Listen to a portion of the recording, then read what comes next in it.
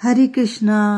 मैं कृष्ण सखी कार्तिक महात्म्य के 18वें अध्याय के साथ युद्ध की भयानकता। नारद जी कहने लगे, वे तीनों राक्षस इन तीन सेनापतियों गणेश जी, नंदी जी और कार्तिकेय को देखकर बहुत क्रोधित हुए। जब नंदी और कार्तिकेय आदि वीरों ने दैत्य सेना को रोकना शुरू किया तो उन्हें देखकर दैत्य क्रोध से द्वंद्व युद्ध के लिए दौड़ पड़े। शीघ्र ही कवच धारण करके कालनेमी नंदी से, शुंभ गणेश जी से और निशुंभ स्वामी कार्तिकेय जी से युद्ध करने के लिए दौड़ पड़े। स्वामी कार्तिकेय के भान मोर की छाती में निशुंभ ने 5 बाण मारे, जिससे वह मूर्छित होकर गिर पड़ा। इससे कार्तिकेय क्रोधित हो गए। वे शक्ति को पकड़ ही रहे थे कि तब तक निशुंभ ने अपनी शक्ति से कार्तिकेय को गिरा दिया। उधर नंदी ने कालनेमी को घायल कर दिया और 7 बाणों से घोड़ों, पताका और धनुष को काट दिया। कालनेमी ने भी क्रोधित होकर नंदी के धनुष को काट दिया। इस पर बलवान नंदी ने धनुष को त्याग कर शूल से कालनेमी की छाती पर वार किया। जब कालनेमी की छाती में शूल आकर लगा और वह घायल हो गया तथा उसका घोड़ा और सारथी भी मारे गए, तो उसने पहाड़ की चोटी को उखाड़कर उसके प्रहार से नंदी को गिरा दिया। शुंभ और गणेश जी में भयानक युद्ध होने लगा। शुंभ रथ पर सवार था और गणेश जी चूहे पर। दोनों ही परस्पर एक दूसरे पर प्रहार करने लगे। गणेश जी ने बाण से शुंभ की छाती फाड़ दी और तीनों बाणों से उसके रथ वाहन को भूमि पर गिरा दिया।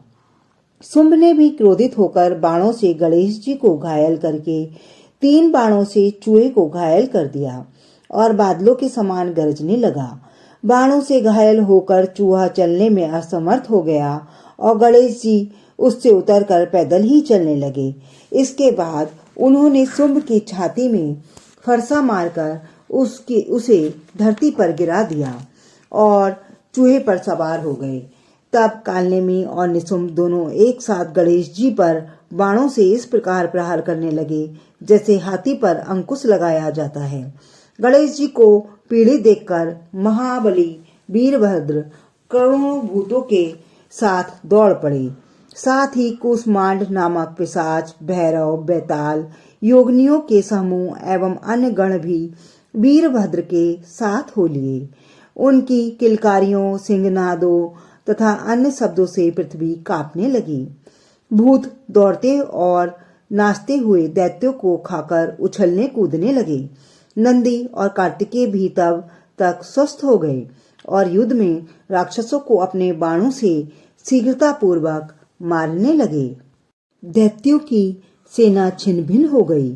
शेष सेना व्याकुल हो उठी। जब जलंधर ने अपनी सेना की यह दुर्दशा देखी तो वह ऊंचे ध्वज वाले रथ में बैठकर गणों के सामने आ गया। उस समय दोनों सेनाओं के मध्य हाथियों, घोड़ों और रथों के शब्दों के साथ शंख और भैरी की आवाजें सुनाई पड़ने लगीं और सिंहनाद होने लगा। जलंधर की बाण वर्षा से आकाश और पृथ्वी के बीच का भाग इस प्रकार ढक गया मानो कोहरा छा गया हो। जलंधर ने 5 बाणों से गणेश जी को, 9 बाणों से नंदी को और 20 बाणों से वीरभद्र को घायल कर दिया। कार्तिकेय ने शीघ्रता से उस असुर पर अपनी शक्ति से प्रहार किया। शक्ति के प्रहार से व्याकुल होकर जलंधर घूमने लगा। फिर उसने बड़े क्रोध के साथ कार्तिकेय को गदा मारी और कार्तिकेय भूमि पर गिर पड़े। इसी प्रकार उसने नंदी को भी भूमि पर गिरा दिया।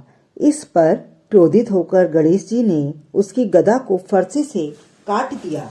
वीरभद्र ने उसकी छाती में 3 बाण मारे, फिर 7 बाणों से उसे और उसके घोड़े को, झंडे को, धनुष को, रथ को काट दिया। तब दैत्यराज जलंधर अत्यंत क्रोधित हो गया और भयंकर शक्ति का वार करके गणेश जी को मारने के लिए दौड़ा और उन्हें गिरा दिया। दूसरे रथ पर चढ़ गया। इसके बाद शीघ्र क्रोध करके वह वीरभद्र पर झपटा और सूर्य के समान कांति वाले दोनों योद्धाओं में परस्पर युद्ध होने लगा। वीरभद्र ने अपने बाणों से उसके घोड़े को गिरा दिया और उसका धनुष काट दिया। इस पर जलंधर परिध और तलवार लेकर दौड़ा। परिध को उसने वीरभद्र के मस्तक पर मारा। वीरभद्र के मस्तक से रक्त बहने लगा और वह भूमि पर गिर पड़ा। हरे कृष्णा कृष्णा कृष्णा हरे हरे, हरे राम राम राम हरे हरे। आगे मिलते हैं कार्तिक महात्म्य के 19वें अध्याय के साथ।